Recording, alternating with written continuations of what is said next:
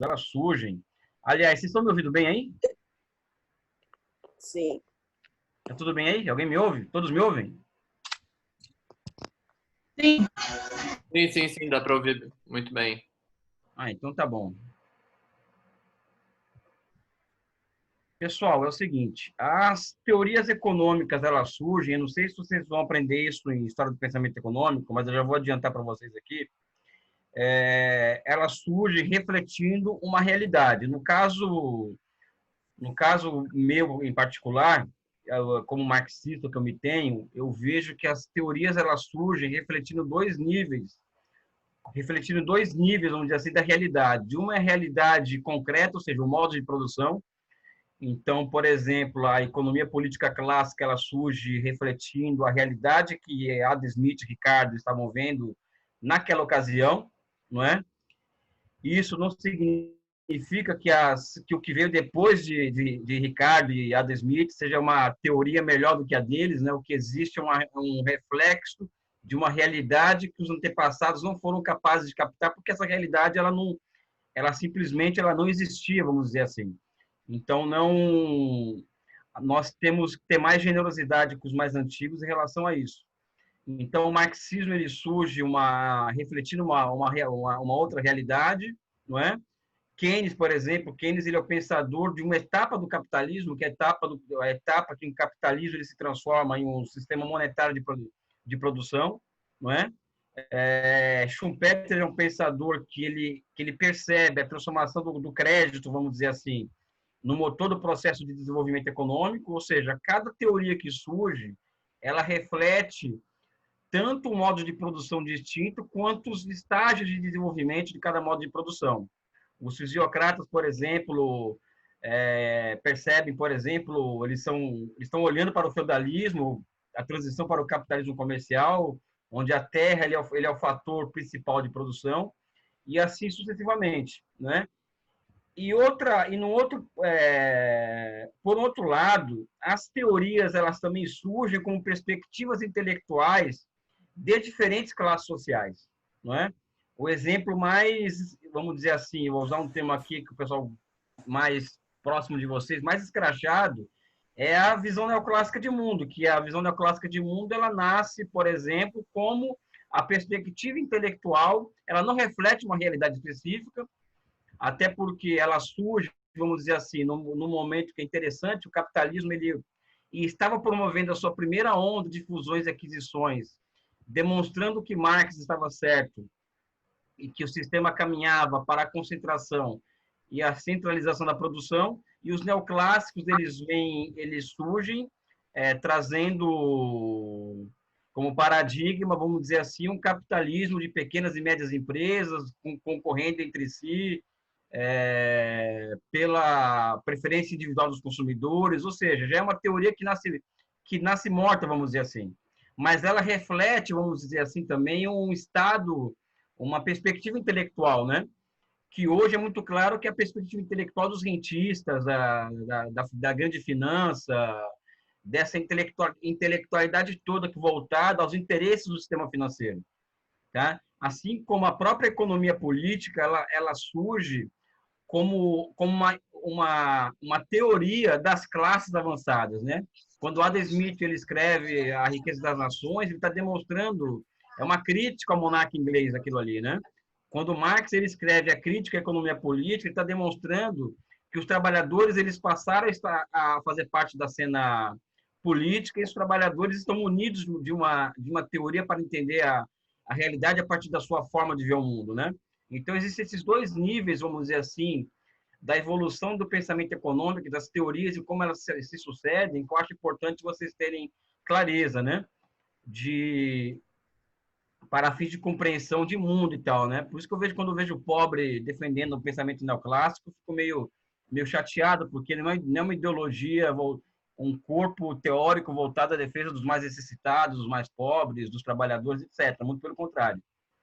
O que tem a ver isso com a nova economia do projetamento?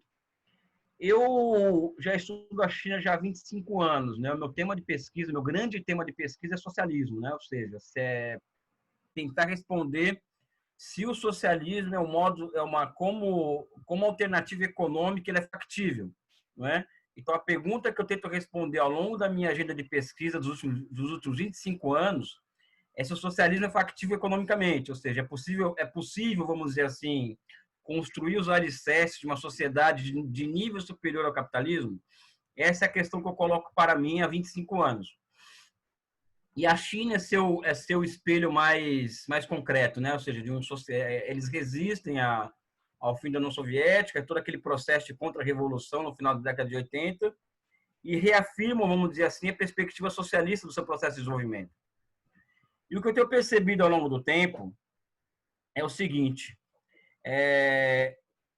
já faz uns 4 anos, 5 anos que os chineses alcançaram um nível de desenvolvimento econômico que eu não estava encontrando teorias capazes de me dar uma explicação convincente para o que estava acontecendo na China. E de forma mais implícita, no setor mais avançado da economia chinesa, que é o setor estatal da economia, onde está concentrada as grandes empresas de alta tecnologia, etc, etc. Pois bem, eu me deparo, vamos dizer assim, com um livro escrito por Inácio Rangel, de 1959. Evidente que é um livro datado, é um livro escrito para aquela época, mas é um livro que retrata um pouco, é um livro chamado Elementos de Economia do Projetamento, que é um livro que ele escreve para economia para engenheiros, só que fui percebendo nesse livro, ao ler esse livro, que é um livro muito complicado de ler, porque ele é muito microeconômico, macroeconômico, ele no final junta as duas coisas, né? Essas duas esferas de análise do processo de acumulação. E no final das contas ele está demonstrando que o seguinte: olha, existe uma economia de projetamento que surge com muita força na União Soviética, né? Essa economia ela é voltada para a produção de utilidade, né? Quando eu falo utilidade aqui, não estou falando utilidade marginal, como os neoclássicos veem, sim utilidade no sentido aristotélico da palavra, ou seja, valores de uso, que isso se traduz na realidade a partir de uma economia voltada a construir grandes projetos e grandes bens públicos, né? Por exemplo, ferrovias, autoestradas, hospitais, escolas, um grande programa espacial que, ao espraiar a tecnologia acumulada, vai ser de grande valia para a população, ou seja, uma economia voltada para grandes bens públicos, né? Ele via a União Soviética dessa forma, né? Inclusive, eu acredito que ele derrota Hayek, o Inácio Rangel, justamente por demonstrar que a matemática computadorizada na União Soviética, que surge com muita força, ela é capaz de planificar a economia ao ponto, vamos dizer assim, em que eles conseguem enviar uma cachorra para o espaço, né? Então, essa é a economia do projetamento que o Rangel estava vendo. Inclusive, no capitalismo existiam economias de projetamento, segundo ele, né? Esse consenso keynesiano produzido no pós-45 também forma uma variante de economias de projetamento, tá? Pois bem, o final da União Soviética faz desmontar essa economia de projetamento, né? Que Inácio Rangel vislumbrava, e a financiarização, quando ela se transforma na dinâmica de acumulação dominante no capitalismo, também faz desmoronar as experiências capitalistas de economia de projetamento, inclusive a brasileira, né? E o que surge no lugar são economias financiarizadas e, no máximo, nos Estados Unidos, que eu chamo de keynesianismo keynesianismo militarizado, não é? Ou seja, não é uma economia voltada para a construção de grandes bens públicos, ao contrário, é uma economia voltada para fabricar arma, para fabricar arma de destruição em massa, etc, etc, etc. Tá bom? Então, uma das características dessa economia de projetamento em relação às economias anteriores a 45 é que são economias em que o ser humano ele consegue domar, vamos dizer assim, o sistema. A União Soviética, a partir dos planos quinquenais e da socialização dos meios de produção, consegue ter um controle completo da economia. E no capitalismo, o princípio da demanda efetiva faz com que o homem, o ser humano, ele ele exerce a influência direta sobre o ciclo econômico, ou seja, é o ser humano tendo controle do fenômeno econômico e usando as chamadas leis de funcionamento do sistema a favor do processo de desenvolvimento. Pois bem, é evidente que tem toda uma métrica em torno dessa questão do projetamento, como que isso funciona, que isso, inclusive, foi objeto de um artigo que foi aprovado agora para a revista Economia e Sociedade, que é um artigo bem teórico sobre isso, inclusive. Tá? Pois bem, o que acontece na China, vamos dizer assim, e que me leva a constatar que existe um fenômeno novo e que está fora do alcance das teorias ocidentais, das teorias orientais, inclusive do marxismo soviético, do marxismo da teoria da dependência, ou seja, das diversas formas de marxismo que existem vários marxismos por aí, não é? Essa busca por compreender o que estava acontecendo na China me levou a esse livro do Rangel, que é Elementos de Economia de Projetamento. Em homenagem a Rangel, eu nomeio essa economia que surge na China, essa nova economia de projetamento, que não é uma simples homenagem a Inácio Rangel. É também porque ela reflete muitas das características das economias de projetamento que o Rangel estava colocando nesse livro dele, né?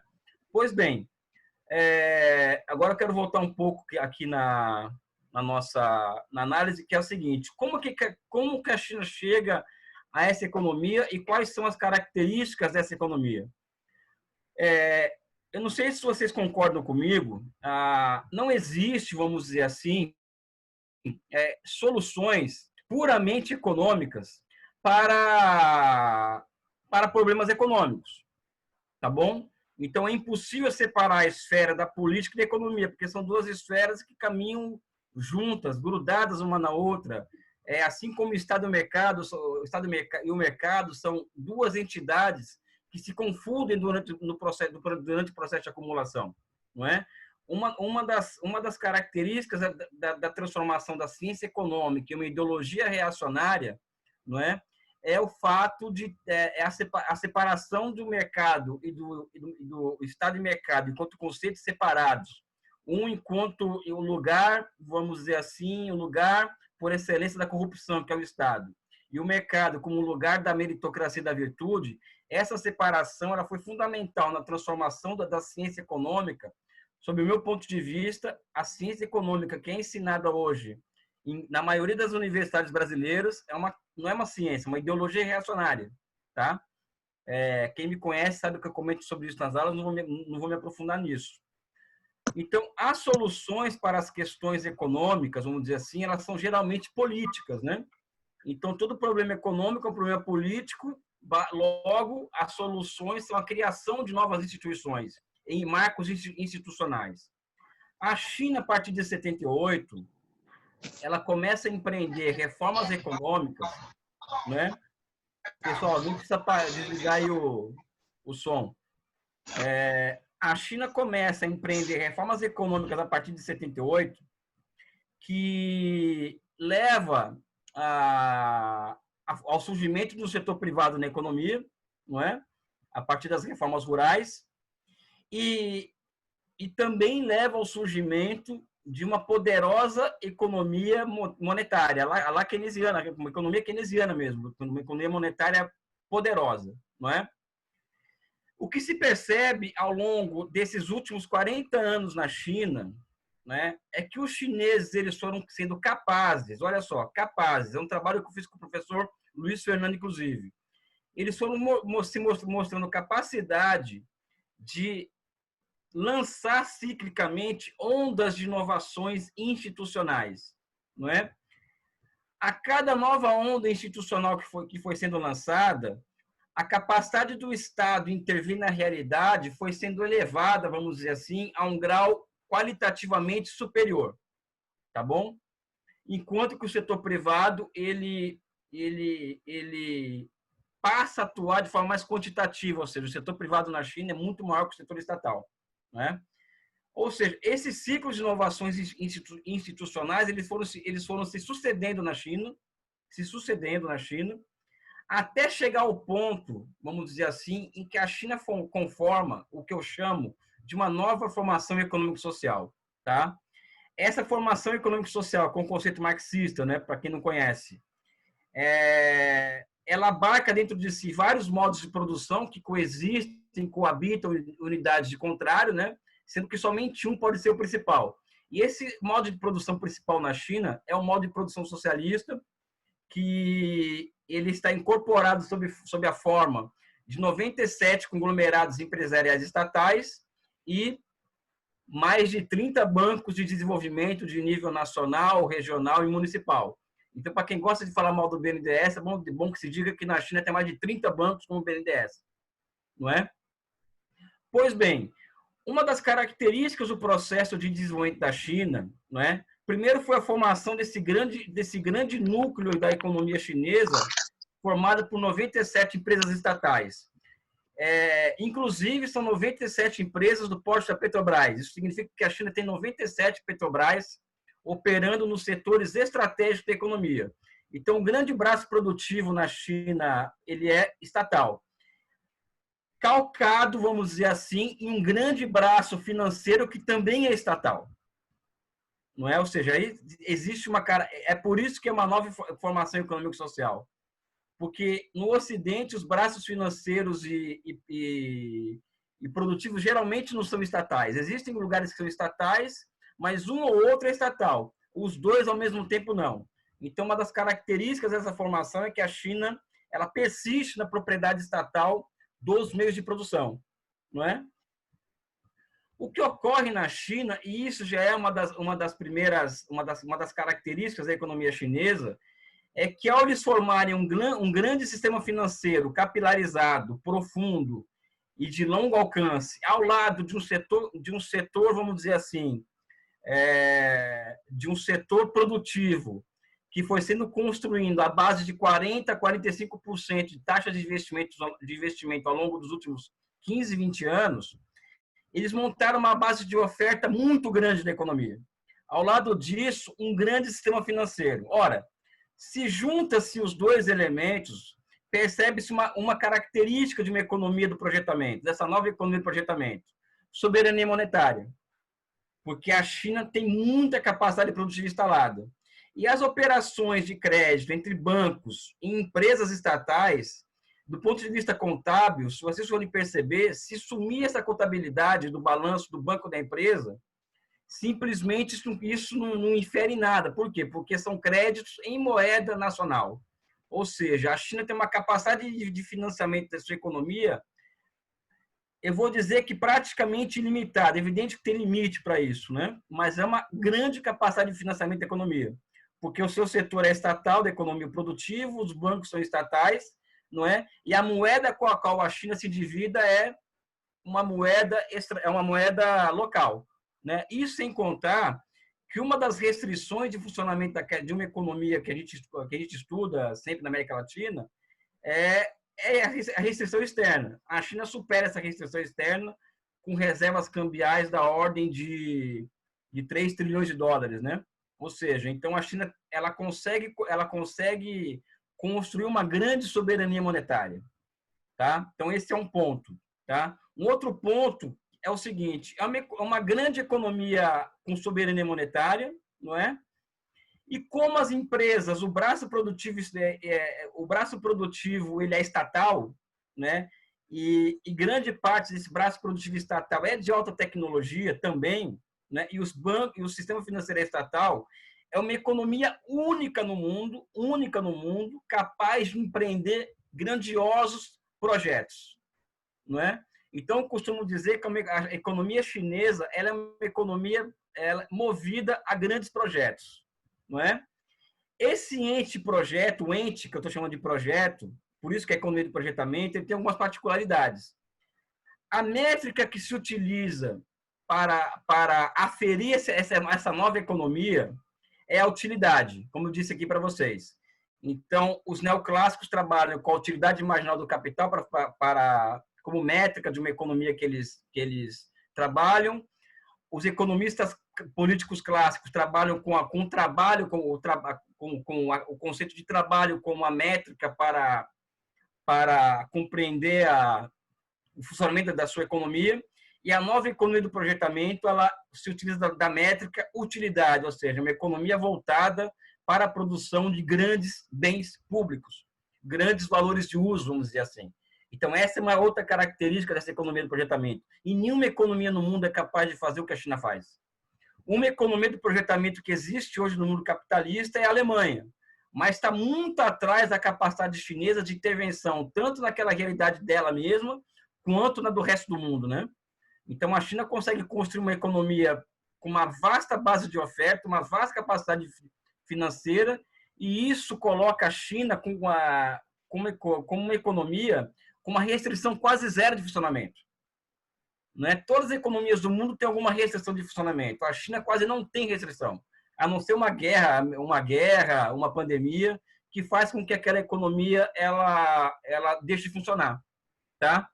Por quê? Para passar para o final da minha apresentação. Como é uma economia baseada em grandes projetos, uma outra característica dela é a superação de um drama que nós vivemos aqui no Ocidente, tá? Que é o drama da incerteza keynesiana. Se o empresário privado, mesmo com o Estado o apoiando, mesmo o Estado dispondo de mecanismos de socialização de investimento, todo aquele aparato de socialização de investimento, né? Políticas, capacidade de fazer política fiscal, isso, aquilo. Se o empresário privado decidir não investir, ele investe. Tá? Aliás, é o grande drama do capitalismo esse, né? Por quê? Porque a grande produção capitalista ela é, vamos dizer assim, privada, né? No mundo hoje, né? Você vê países como Taiwan, por exemplo, que tinha um grande núcleo empresarial estatal, foi todo privatizado. A Coreia do Sul, mesma coisa. O Japão, mesma coisa. Ou seja, o único país do mundo que insiste, vamos dizer assim, na grande propriedade estatal dos meios de produção é a China. Não é?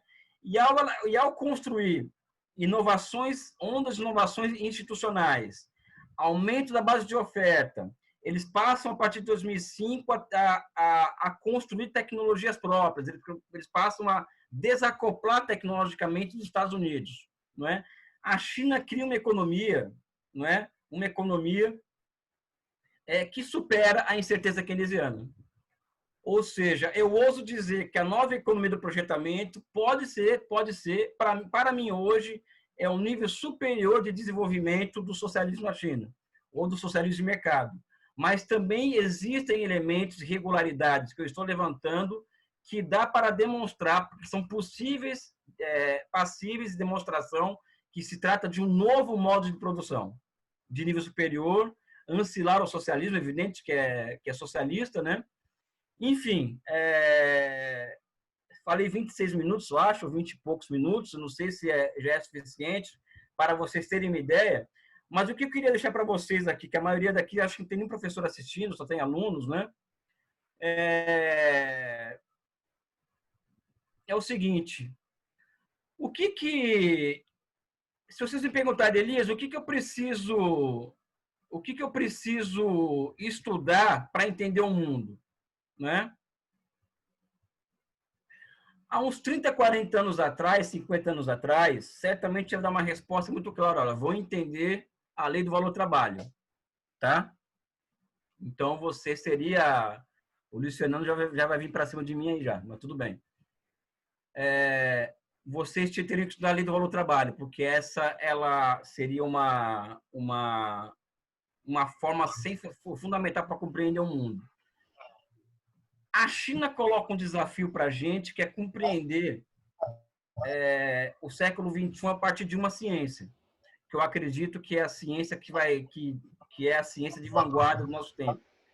É a ciência da planificação econômica, não é? Hoje nós vivemos temos uma característica hoje que é a seguinte: existe essa pequena narrativa econômica que vocês aprendem a partir da visão neoclássica, né? Enfim, não vou falar sobre isso, mas nunca houve tantos instrumentos à disposição da humanidade para se fazer planificação em nível superior.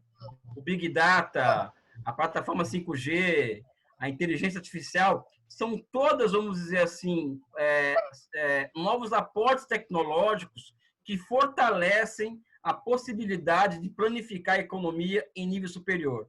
E eu acredito que um economista digno desse nome, ele é um economista com capacidade de olhar na frente e capacidade de enxergar a economia muito além do imediato, do curto prazo, etc, etc. Eu quero agradecer aqui a, a presença de todos dos 37 participantes aqui aqui no chat, na conversa, né? E agora estou aberto a perguntas de vocês aí. Professor, muito obrigada aí pela fala. Eu vou começar aqui pela pergunta que estão fazendo no chat. Vou ler as duas que já fizeram e depois o professor Luiz Fernando vai querer também fazer uma pergunta. Então, a primeira vem do Leandro. Boa noite, gostaria que fizesse um comentário sobre a queda da Bolsa na pandemia e a orientação do governo chinês para que o seu povo comprasse ações de empresas chinesas. E a outra pergunta é do Rafael Dias. Haveria possibilidade para um engajamento do Estado brasileiro em um perfil de economia de projetamento? Temos instituições para isso? Ele está sem som, acho. A primeira pergunta, eu acredito o seguinte: os chineses, aconteceu a pandemia, essa desgraça, né? Caiu as ações, e é evidente que o governo chinês ele aproveita essa oportunidade para aumentar a participação dos chineses, vamos dizer assim, de acionistas chineses, ou mesmo o próprio Estado, na participação de muitas empresas. Tá? Então, vou dar um exemplo para vocês aqui. Existem empresas estatais chinesas com ações de bolsa e que tinham ações estrangeiras, não é? Então, tipo a Bao Steel, por exemplo, né, que teve uma queda muito grande de produção, que ela trabalha com siderurgia. O Xi Jinping deu a letra de, olha, vamos aproveitar isso para aumentar a participação chinesa, de chineses em nossas próprias empresas, vamos dizer assim, né? Isso aí é para mostrar que não existe lei, não existe mão invisível de mercado. Isso aí é uma mentira que inventaram aí, enfim. A primeira pergunta é essa. A segunda pergunta sobre o Brasil, eu acho que não existe resposta econômica para problemas econômicos, né? Então, não vou aqui falar que a China fez uma revolução em 49 e essa revolução deu margem de manobra para que a China fizesse as suas escolhas estratégicas, porque isso aqui todo mundo sabe, não é? O caso brasileiro, para haver uma retomada de uma economia do projetamento que já existiu no Brasil até a década de 70, o pessoal gosta de falar mal do Geisel aí nas aulas de microeconomia, etc, etc, né? Mas o Geisel ele conseguiu instaurar no Brasil uma economia do projetamento capaz de construir o metrô de São Paulo, mais moderno do mundo, Itaipu, Tucuruí, etc, né? Mas o Brasil precisa do seguinte: antes de discutir economia do projetamento no Brasil, a gente precisa fazer o seguinte: formar uma outra maioria política no Brasil. Se nós não formarmos uma outra maioria política no Brasil, convencida de que o rumo que o Brasil tem que seguir é totalmente diferente do que se seguiu desde os planos de estabilização monetária, então não tem como ter economia de projetamento. É simples assim, não é? Eu sou um cara que eu não sou fã do Plano Real, tu não sabe a minha opinião sobre o Plano Real, sobre todos os planos de estabilização. Então eu acho que tem que ter uma outra maioria política. A resposta para os problemas brasileiros é montar uma outra maioria política para desmontar todas as instituições criadas pelo Plano Real, tá? E a construção de instituições típicas do Estado desenvolvimentista, né? Acho que essa é a resposta à segunda pergunta. Quais são as outras aí? Tem uma, acho que é do Ive, que ele está no perfil do CAECO. Gostaria de saber se a Suécia pode ser considerada dentro do conceito de economia do projetamento e por que ela está atrás da Alemanha. E a outra pergunta veio do Natan: qual o papel que as zonas econômicas exclusivas desempenham no desenvolvimento econômico chinês? Eu não falei da Suécia, eu fui injusto. A Suécia, a Noruega, existe outros países que podem ser enquadradas como economias de projetamento, não é? O problema é que a Suécia ela andou meio que namorando com políticas neoliberais que não condizem com o estatuto de economia de projetamento. Por quê? Porque uma economia de projetamento ela é a antítese de economias financiarizadas, né? Sabe? A Coreia do Sul, por exemplo, é a economia que se financiarizou desde 97, apesar de continuar crescendo e tal. Eu tenho minhas dúvidas se a Coreia do Sul pode ser enquadrada como economia de projetamento. Mas economia de projetamento pura, somente na minha cabeça, só existem duas no mundo. Uma socialista e uma capitalista. Uma que é a China e outra é a Alemanha. Tá? Sendo que a chinesa tem uma capacidade muito maior de intervenção sobre a realidade mundial do que a Alemanha. Tá? Mas é evidente que a Suécia pode se enquadrar de uma certa forma, a Noruega tem o Estado tem controle sobre mais de 70% da renda do país, né? Então não é qualquer coisa também, sabe? Outra questão sobre as zonas econômicas especiais, elas cumpriram o papel, elas não existem mais, né? Porque a China inteira virou uma zona econômica especial. Elas cumpriram o papel para o seguinte, elas se transformaram em plataformas de exportação de um lado e de um outro lado elas se transformaram em uma zona em que o governo chinês obrigava as empresas estrangeiras que iriam para lá a transferir tecnologia. Não foi essa bagunça de abertura comercial do Brasil, essa coisa de abertura que o pessoal ensina para vocês em sala de aula. Tem que abrir, que aí o desenvolvimento vai chegar, vai vir bonito, é vantagem comparativa e tal. Isso não existe. Isso é mentira convencional, como diz Márcio Rangel. O que existe foi uma estratégia nacional de longo prazo, em que no primeiro momento existe a transferência de tecnologias e no outro momento foi a inauguração de ciclos de políticas industriais voltadas a quê? A construção de tecnologias próprias. O exemplo da indústria de trem de alta velocidade é um exemplo que eu e o Luiz Fernando colocamos no artigo nosso, ou seja, eles inauguraram ciclos curtos de inovação tecnológica para trens de alta velocidade, a ponto que hoje ela tem 3 vezes mais trens de alta velocidade do que o resto do mundo. Ou seja, olha aí uma prova empírica de uma economia de projetamento, ou seja, uma economia voltada à consecução de grandes projetos geradores de utilidade e bens públicos, né? É basicamente isso, né? Tem mais questões aí? Temos mais 3 perguntas. A primeira é do Sim. Emanuel.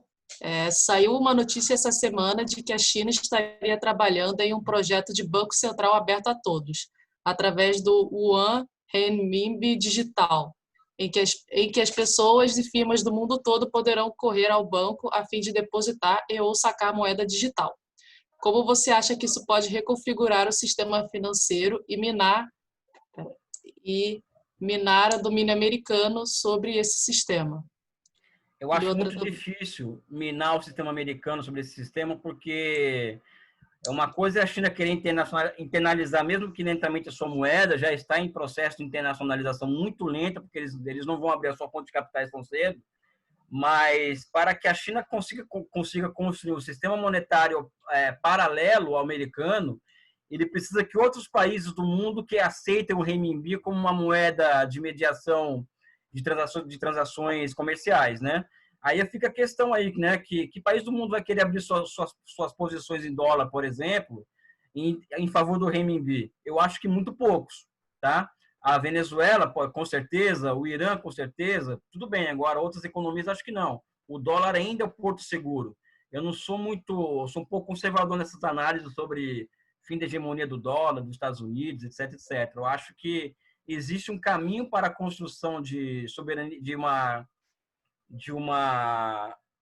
do sistema financeiro internacional paralelo, mas é um caminho muito longo ainda. A China está muito atrás dos Estados Unidos em muitas questões, inclusive essa. Ok. Vou ler 2 perguntas agora. A primeira do Lucas Vinícius. Gostaria de saber como o professor responde ao argumento liberal de que a China deixou de ser socialista e que seria uma economia capitalista de Estado, por possuir um grande mercado privado e empresários bilionários. E a outra pergunta, do Bernardo. Boa noite, gostaria de perguntar ao Elias sobre como é a receptividade entre os chineses de suas ideias da nova economia do projetamento como modo explicativo da China. Primeiro que o que caracteriza uma formação social é a característica fundamental do seu modo de produção dominante, tá? E o modo de produção dominante na China não é capitalista, tá? As empresas estatais, por exemplo, elas desenvolvem relações de produção não capitalistas no seu seio, e são as empresas estatais que geram os efeitos de cadeamento ao restante da economia. Esse grande setor privado que fala que existe na China e que existe mesmo, ele é ancilar ao setor privado e estatal. Não é ele que demanda do setor estatal, o setor estatal que demanda deles, né? Ao contrário dos países capitalistas. Esse é um ponto. Segundo ponto, capitalismo de Estado é um eufemismo, porque todo capitalismo de Estado, tá? Se ensinam para vocês na sala de aula o contrário, não é verdade. Todo capitalismo é de Estado. Aliás, o Estado inventou o capitalismo e o Estado inventou as instituições que deram contornos ao que nós chamamos de economia de mercado moderno, tá? Então, todos os capitalismos são de Estados, são de Estado. O Estado é mais ativo ou menos ativo, essa é uma outra questão, tá? Mas todo o capitalismo é de Estado. E no caso chinês, o que eu vejo, existe capitalismo dentro da China, mas esse capitalismo não é o modo de produção dominante.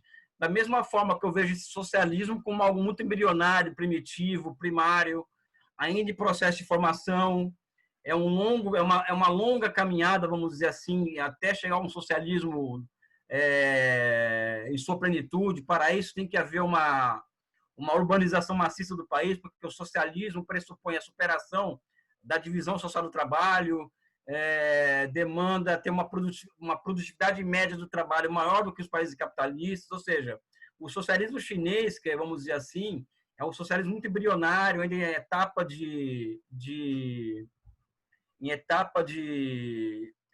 muito primária, né? Ou seja, é muito primitivo, muito embrionário, né? Eu sou um tanto quanto cauteloso em falar em socialismo em termos mais robustos, né? Mas que é um Estado socialista, isso não tem a menor dúvida, né? Aliás, existe sobre isso 3 questões, né? Para que um país seja considerado capitalista, tem que ter 3 pré-requisitos. Primeiro, capitalistas no poder. Na China, os capitalistas não estão no poder. Segundo, o setor privado tem que ser o setor principal da economia, não o maior, o principal. Na China, o setor privado não é o maior. E o terceiro, instituições liberais, ou seja, na China não existem instituições políticas liberais.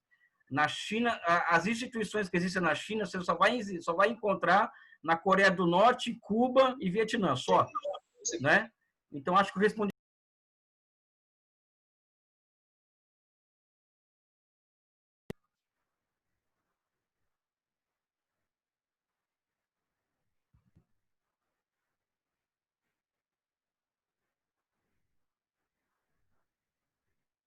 Pessoal, tá me ouvindo aí? Sim, estamos te ouvindo. Tem Então, mais acho que eu algumas respondi a pergunta, né? Sim, sim. Vou ler aqui outra pergunta. Professor, boa noite. Gostaria de saber se numa eventual China com potência hegemônica no sistema internacional, a necessidade de expansão do capital não seria uma pré-condição para o imperialismo? Primeiro que imperialismo ele é um conceito, ele é consagrado, né? Por isso que ele é um conceito, não é uma categoria, nem uma noção, é um consagrado, e o seu principal atributo é a transformação do poderio econômico e poderio político, tá? Então, aí você tem que perceber o seguinte, a China, aonde ela investe capital, ou seja, o capital dela, ela expande capital, tá? Ela exerce poder político sobre esses países, algum tipo de dominação sobre esses países? Esse é um ponto. Outro ponto, imperialismo pressupõe quase que a proibição de concorrentes estrangeiros naquele país em que ele domina economicamente, né? Então, essa é uma questão que também tem que ser respondida. Eu não vejo nenhuma base, vamos dizer assim, concreta para achar que a China vai ser imperialista ou será imperialista, até porque como diz os neoclássicos, é um custo de transação muito alto manter uma potência imperialista, né? Eu acho que a China, ela, por exemplo, ela não se opõe a nenhum projeto nacional, tá? Ao contrário do imperialismo, que demoliu todos os projetos nacionais da América Latina, pelo mundo afora, né? Fizeram o que fizeram na Síria. Imperialismo, para mim, Júlio, e demais, é o que os americanos e a OTAN fizeram na Líbia, tá? Isso é imperialismo. Ou o que eles fizeram na Síria, ou seja, estaria a China disposta a fazer isso, por exemplo? Não é? Porque o imperialismo é a reação, é a contra-revolução em toda a sua linha, vamos dizer assim, não é? Eu não acredito que a China leve muito isso em consideração, muito pelo contrário, né? Eles vão desenvolver a vacina contra o coronavírus e vão disponibilizar isso como bem público mundial, né? Ao contrário dos Estados Unidos, que pressionou a Alemanha para ter exclusividade sobre a vacina que fosse criada na Alemanha, né? Ou seja, não dá para colocar um sinal de igualdade entre China e Estados Unidos. Fizeram uma pergunta se os chineses eles foram receptivos à minha ideia da nova economia de projetamento. Eu tive lá em 2018, fiz uma apresentação sobre isso, né? Em 2018, ouvi duas opiniões, né? E as duas no seguinte sentido: trata-se de uma potencial descoberta científica no campo das ciências sociais. Isso é o que eu ouvi dos dois chineses que eu vi na minha apresentação, tá? Se é uma descoberta científica, eu não sei, mas eu estou me esforçando aí loucamente para chegar lá, eu estou, com certeza. Ok, mais uma pergunta aqui. Como o senhor analisa o dilema entre a internacionalização do renminbi e a conta de capitais controlada? Eu acho que não existe dilema, porque os chineses eles fazem experimentações, né? Então, eles fizeram uma experimentação de abrir aquela conta de capitais um pouquinho em 2015, e aí deu aquele reboliço todo lá na China.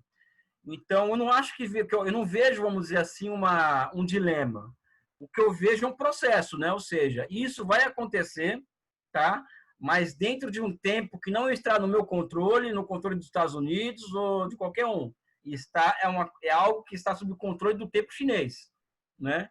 Então, eles só vão abrir aquela conta de capitais quando eles se acharem amplamente seguros de que isso será uma boa coisa.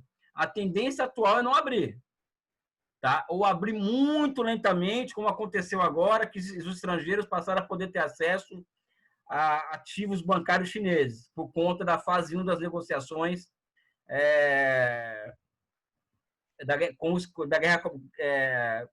de negociação da guerra comercial com os Estados Unidos.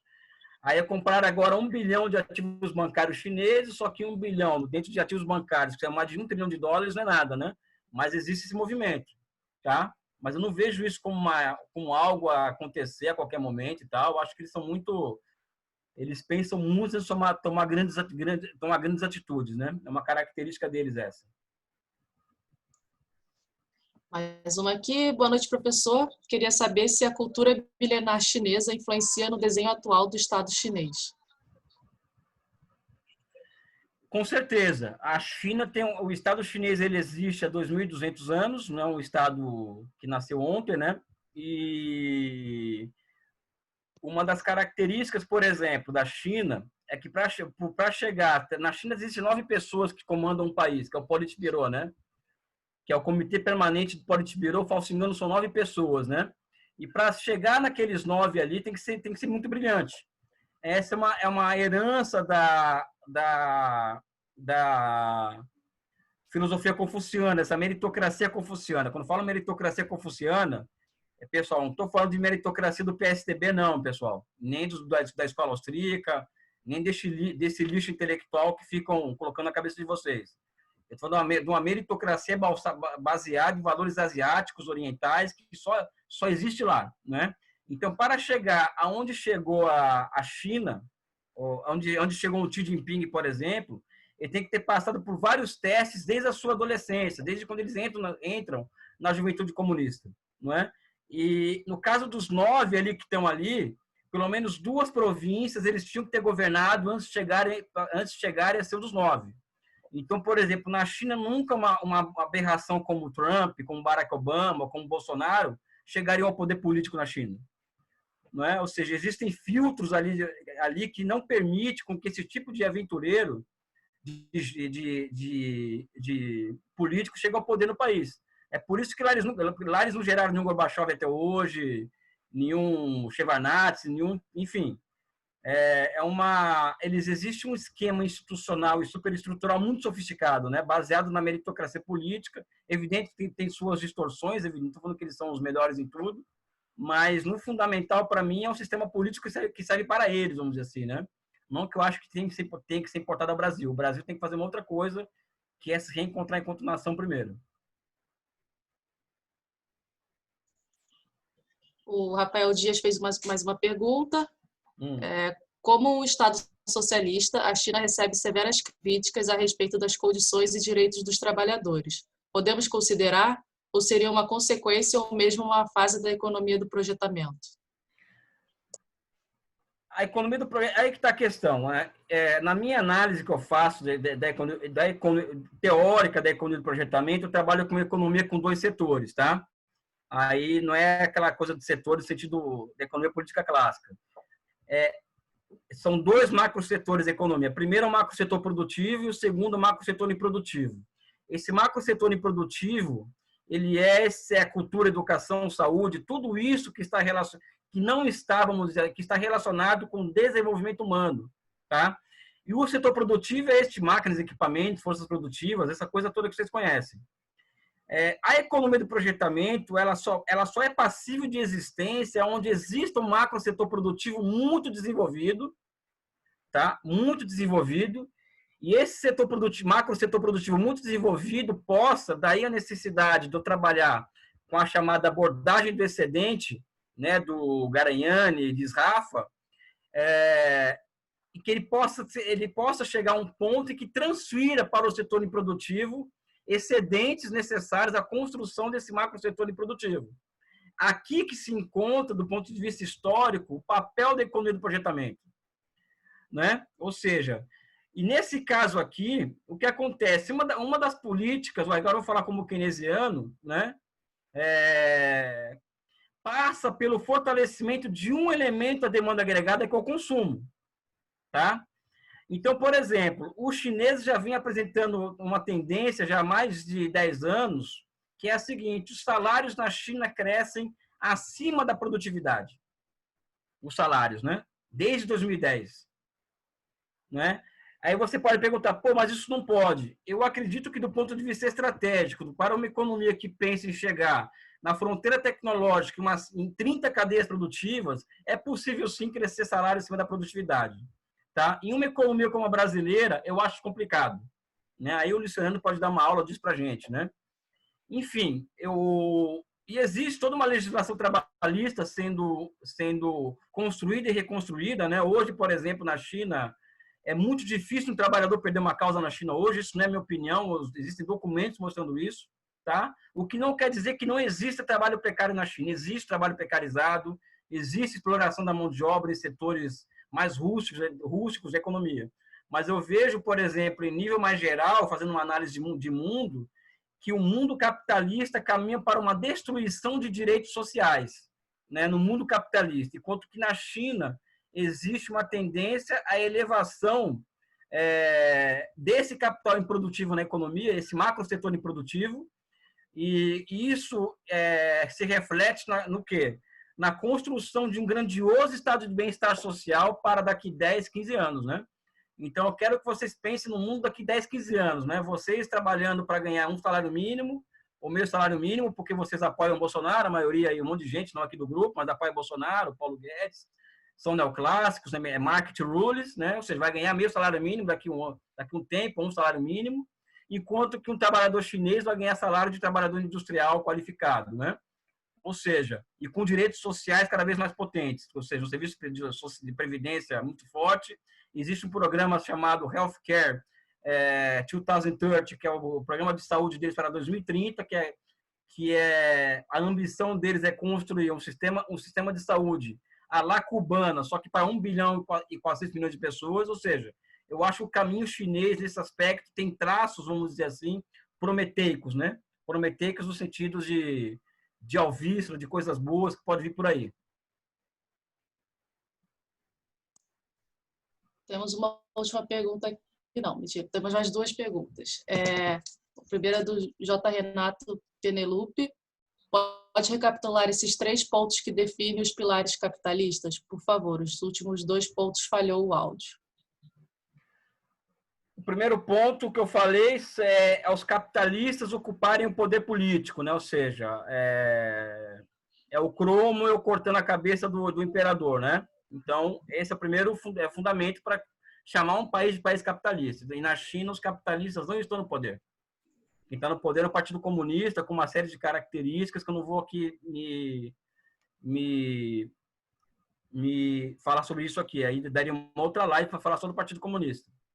A segunda característica É o setor privado da economia ser o grande gerador de efeitos de cadeamento, ou seja, ser o fator, por exemplo, o setor de meios de produção ou o setor de máquinas que produzem máquinas ser privado. Na China não é, é estatal. Por isso que na China não existe crise de sobreprodução, não é? Por quê? Porque o setor que gerador desse tipo de crise, ele é estatal. Então, o governo pode parar investimento a partir do crédito, ele pode parar, fechar aqui a torneira do crédito para certos setores. É por isso que a China não tem crise há 30, 40 anos. Justamente porque o setor principal da economia não é capitalista, não é? Porque o setor capitalista, como ele tende à anarquia da produção, ele vai gerando crises cíclicas, né? Enfim, esse é o segundo ponto. O terceiro ponto é a existência de instituições liberais, ou seja, na China não existem instituições como as americanas, alemã, brasileira, ou seja, não são instituições liberais. As instituições políticas na China, que eu chamaria de democracia popular, só existe coisa parecida na Coreia do Norte, Cuba e Vietnã. Tá? Então, basicamente, são esses 3 pontos aí. Mas não é nada mecanicista, não, é só uma coisa mais geral. Existem outras características para mostrar o que é um país capitalista, um país socialista, né? Mas esses 3 pontos, eu acho que são bem interessantes. O Rafael fez aqui mais uma pergunta, ou seja, é um processo consolidado para longo prazo. Por isso, a necessidade de reformulação das instituições? A questão é a seguinte, se me perguntarem assim, Júlia, o que é o processo de desenvolvimento econômico e como que um analista tem que olhar o processo de desenvolvimento econômico, ou seja, vocês são estudantes de economia, eu acho que a grande questão, né, do economista do desenvolvimento ou interessado nisso é saber, por exemplo, em que ponto no processo de desenvolvimento tem que estar o Estado e aonde tem que estar o setor estatal, por exemplo, não é? Ou seja, em qual ponto do processo de desenvolvimento tem que estar o Estado e o setor privado, onde que eles trocam de posições, ou seja, um economista bom tem que ter a capacidade de perceber qual é o lugar do Estado, do mercado, do setor privado, da planificação, em cada nível do processo de desenvolvimento. Vamos dar um exemplo aqui. E essa mudança de posições entre Estado e setor privado, planificação, mercado, essa coisa toda, ação ou não da lei do valor, isso ocorre a partir de mudanças institucionais. Tá? Então, eu vou dar 2 exemplos aqui. Uma mudança institucional. Não sei quem já estudou isso, o Luiz Fernando de Paula pode me corrigir aqui, mas uma mudança institucional que foi fundamental para o país, para que houvesse um milagre econômico, foi a instituição da correção monetária. Por exemplo, que isso levou, vamos dizer assim, ao capital privado ter que buscar imobilização o tempo inteiro. Né? A correção monetária permitiu isso. Não é? Assim como as instruções da SUMOC no final da década de 50 permitiram um ciclo de crescimento econômico, ou seja, o tempo inteiro vai se criando instituições. Por exemplo, eu vou criar uma instituição que é um grande banco de desenvolvimento, ou seja, eu estou criando uma instituição que vai me dar condições de levar adiante o processo de crescimento econômico. Eu vou transformar o comércio exterior em um bem público planificado de Estado. E, para isso, eu tenho que ter um câmbio sob controle do Estado, ou seja, isso é uma outra instituição, uma mudança institucional voltada ao processo de crescimento econômico. O câmbio desvalorizado está encarecendo o consumo interno. Então, eu vou criar uma instituição que permita que eu coloque esse câmbio baseado sobre bandas cambiais, ou seja, existem mudanças institucionais a serem feitas ao longo do processo de desenvolvimento que eu acredito serem fundamentais de conhecimento para quem estuda economia de desenvolvimento, ou seja, quem vê economia como uma dinâmica e não como uma estática dos modelos de equilíbrio geral. Tá? Exemplos sobre essa questão do Estado, mudanças institucionais. Uma economia que quer só exportar commodity, ela não precisa de Estado. Tá? Ela vai exportar, ela vai se adaptar a uma divisão internacional do trabalho dada, né? Então ela vai se adaptar a isso e vai ficar à mercê dos preços criados lá fora. Né? Então, vai subir o preço, então tá ótimo. Vai cair o preço, vai se ferrar um pouquinho. Ou seja, não precisa de Estado, tanto de Estado. Agora, quando você vai elevando o grau de densidade, de complexidade tecnológica da sua economia, o funil das nações vai afunilando as nações que têm acesso a esse clube pequeno, que as nações inovadoras, as nações que estão na fronteira tecnológica, são muito poucas nações. E quando você quer chegar lá, quanto mais perto você vai chegando desse clube, mais Estado você precisa. Entendeu? Ou seja, quanto mais longe que você quer chegar, mais presença do Estado na economia se faz necessário. Eu aproveito que o Luiz Fernando de Paulo está aqui até para tirar uma dúvida, talvez ele concorde comigo. Eu, particularmente, tendo a achar que quanto mais se alcança a fronteira tecnológica, menor fica a fronteira entre o setor privado e o estatal da economia. Ou seja, a coisa fica muito confusa, a fronteira fica muito tênue entre Estado e setor privado, entendeu? Porque, no final das contas, o Estado acaba sendo o grande coordenador e o socializador do investimento, e também o Estado, ele é o grande tomador de risco no que serve as grandes inovações tecnológicas, né? Não é o setor privado que é o grande tomador de risco, que cria as grandes inovações tecnológicas, capazes de colocar o país na fronteira da tecnologia, não é? Então, é basicamente isso. E o nosso papel, eu acho, Júlia, vocês como estudantes de economia, é tentar buscar, vendo uma visão de dinâmica do processo de desenvolvimento, qual que é o lugar do Estado, do setor privado, o que deve ser feito, quais são as instituições que vão ser criadas, qual vai ser o próximo ponto de estrangulamento da economia. E sabendo qual vai ser o próximo ponto de estrangulamento, quais são as inovações institucionais a serem feitas, ou seja, eu acho que ciência econômica é basicamente história, entendeu? História e dinâmica de acumulação. Como que funcionam as diferentes dinâmicas de acumulação da história da humanidade, tá? E como isso pode ser operado nos dias de hoje, né? Eu penso dessa forma, basicamente. E a experiência que eu vejo, a mais rica para ser compreendida no mundo, vamos dizer assim, não é porque eu estudo isso, é a China, porque é o país que está crescendo, é o país que está chegando à fronteira tecnológica. Eu acho que a Coreia é um caso interessantíssimo, a Alemanha é um caso interessantíssimo, ou seja, ficar estudando experiência do século XIX, século XX, na minha opinião, não dá. É bom para estudar, para você acumular, né? Mas eu acho que tem que ter cabeça para o futuro, né? Vamos dizer assim. Enfim, é isso, né? Professor, muito obrigada pela sua presença. Tem muita gente elogiando aqui. E eu só queria aproveitar que tem gente falando de várias universidades do país até, não só da UERJ, e avisar para o pessoal que o CAECO está tendo 2 eventos por semana e só acompanhar as nossas redes sociais, tanto no Instagram quanto no Facebook. O professor Luiz Fernando disse que está querendo falar. Você ele tem fala mais quando ele quiser, ele 2 manda, pô. minutinhos? O Luiz Então, Fernando, professor... ele manda, pô. E aí, Elias, tudo bem? Eu gostaria de parabenizá-lo pela apresentação. Antes de mais nada, dizer o seguinte: eu gostei desse quadro do velho barbudo que está ali atrás de você. Foi você que deu, pô. Foi você que trouxe a Alemanha, você e a Júlia. Deixa eu falar. Deixa eu levantar umas questões, Elias, para ajudar a pensar. Tá? Assim, tem algumas questões menores, quase que semânticas, outras questões que merecem ser pensadas, não necessariamente para ter resposta para hoje, né? Uma primeira, assim, foi bom ouvir você, né? Porque aí a gente pega um pouco a ideia, né, mais geral. E, por exemplo, na própria coisa dos ciclos institucionais, né, relativo ao nosso artigo, você falou que o Estado, né, a relação do Estado, setor privado, mercado, ele se reconfigura em cada estágio de desenvolvimento da China. É verdade, né, sem dúvida. O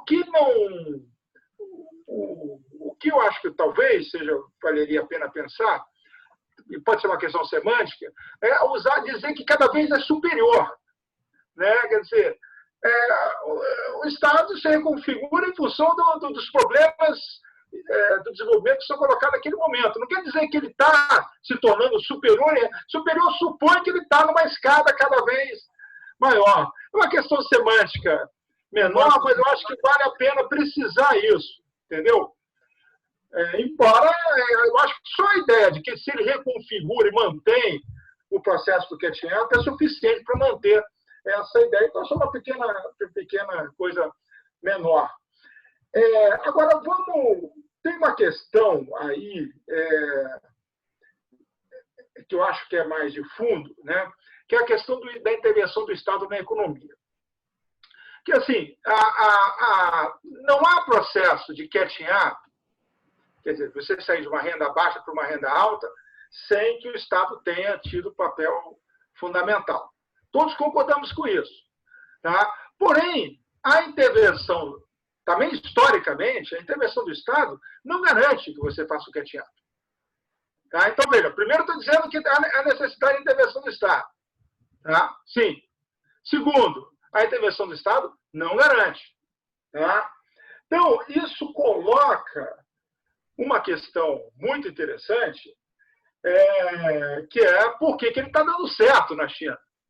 Tá? Quer dizer, estou dizendo o seguinte, eu não estou dizendo que você faça isso, né? Mas só dizer que a China é bem sucedida porque tem um Estado ativo na economia. Isso é muito tá? Não é isso, só isso. Ela tem uma capacidade, né, de impulsionar, né, o desenvolvimento, né, com especificidades, né? Por exemplo, você tocou na questão da soberania monetária, né? Ela controla, tem soberania na política econômica, ela controla as finanças, né? Ela tem uma intervenção direta em setores estratégicos da economia, né? Ela consegue fazer uma combinação, né, disso tudo, né, que mantém, né, o desenvolvimento altamente alavancado. Com relação a uma questão que você colocou, quer dizer, que a China aquele efeito Lewis, né, de superabundância de mão de obra, que ela se beneficiou, né, mas claro que não é só isso que explica, né, o desenvolvimento chinês, que é uma mão de obra excessiva, com custo de mão de obra barata, se utilizando nos setores mais modernos, mais dinâmicos da economia. Mas chega uma hora que ela está chegando num ponto que ela depende do crescimento de produtividade, depende de inovação. Um conceito interessante, aí eu coloco aí para desdobramentos futuros, é um conceito neo-schumpeteriano de sistemas nacionais de inovação. Tá? O que é o Sistema Nacional de Inovação? Como que, organicamente, um conjunto de instituições públicas e privadas, empresas, universidades, instituições públicas de desenvolvimento, né, elas se coordenam e conseguem, né, dar sustentação a um processo de inovação. Valia a pena dar uma olhadinha como é que...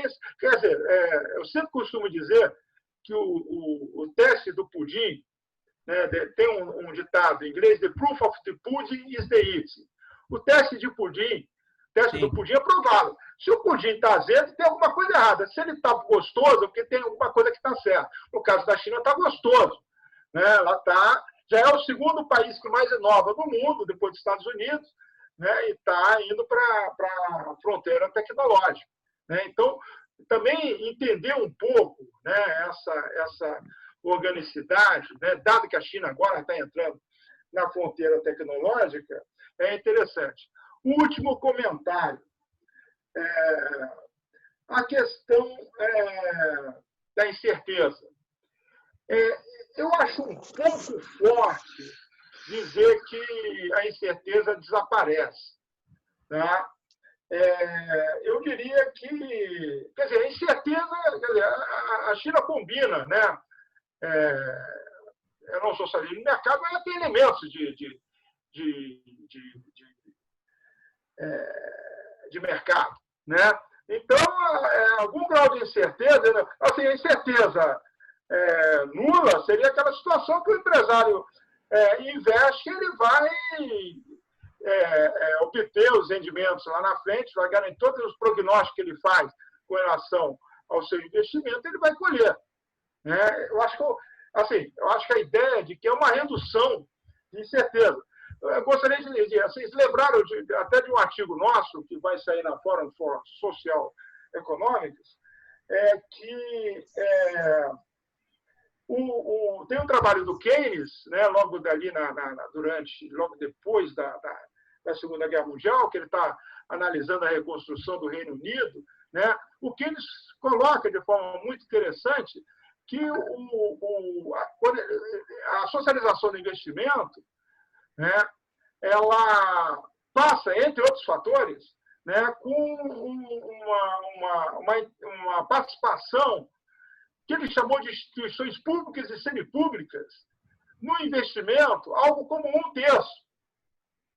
Tá? 1/3 no total do investimento. Né? Então, eu não sei qual seria o percentual no caso da China. Claro que a gente não pode olhar isso só do ponto de vista quantitativo, tem que olhar do ponto de vista qualitativo. Né? Então, é possível que seja bastante próximo daquilo que o Keynes fala e, portanto, a China tem tido, né, uma enorme capacidade, né, de fazer a socialização do investimento. Então, eu fico aí com essas questões aí só para você refletir. Eu vou refletir, sim. Primeiro que eu queria só deixar para os alunos claro aí que eu tenho uma imensa honra de ter o Luiz como um parceiro intelectual. Muitas perguntas que ele levanta, as respostas estão em artigos nossos, porque essa questão das inovações institucionais, surgimento de pontos de estrangulamento da economia, é uma explicação fundamental para a China, sob o meu ponto de vista dele original, tá? O Luiz foi nosso professor titular da UERJ e, para mim, um dos maiores economistas do Brasil hoje, né? Então, é uma honra imensa ser elogiado e criticado por ele, né?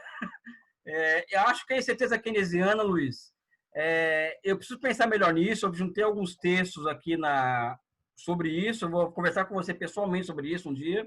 Mas eu acho que eles caminham para isso, tá? Vamos ser um pouco cautelosos, assim. Eu concordo com você que tem que ter mais cautela. Eles caminham para isso. Ano que vem, o FMI está falando em crescimento de 9% em 2020 e 2021. E esse ano, 1%, né? O Banco Mundial fala de 6,9%. Enfim, eu acho que é muita questão que você colocou. Eu vou pensar aqui. E obrigado pela sua presença, viu? Você é mais do que especial para mim, você sabe disso, né?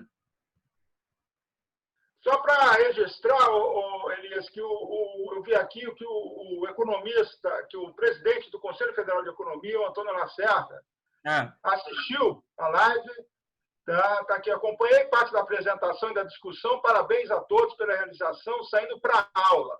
Um abraço ao Elias e ao Luiz Fernando. Obrigado. Um velho amigo, né? Pena que ele já tenha ido. Agora que eu vi que ele estava assistindo aí. É um amigo. Ele é o presidente da Confederação, da Conselho Federal de Economia? Conselho Federal de Economia. É professor titular da PUC de São Paulo e presidente do Conselho Federal de Economia. Júlia, posso sair, Júlia?